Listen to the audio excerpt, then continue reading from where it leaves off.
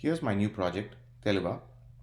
The goal is what it's always been, programs that are easy to share, easy for others to run in their context, tailored to their needs, and remix. The approach I'm taking this time around is to just always package up everything that's needed to build and edit apps in the platform that runs them. Let's take a look. I'm going to run the platform now with an example app that ships with the repository. This is Conway's Game of Life. It starts with a random configuration of cells and it evolves from there. It doesn't really matter what the app does. There's a menu at the bottom. Some of the options to exit and edit are across all apps. They're standard. They're always in the same place, and they can't be overridden. This last menu option is unique to this application.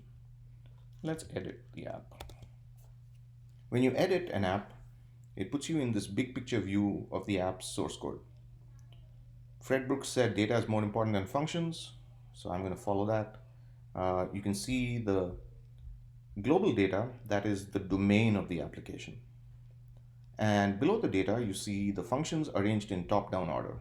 So this row of functions were all called by main, the row below them by some function in this row, and so on.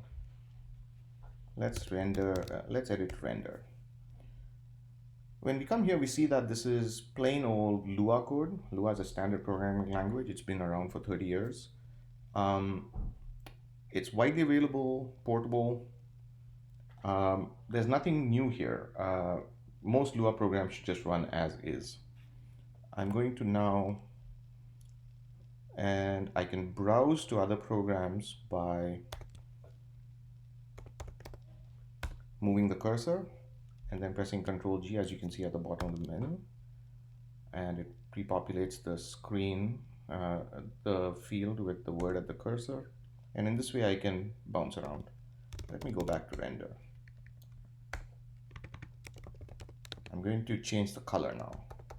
And here I'm using a standard library for text mode UIs and cursors. I'm just using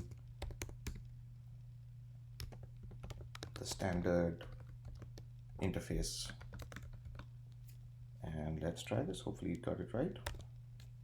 And you can see that it changed the color. It also changed the color in the menu, which is arguably undesirable, but I leave that demo here.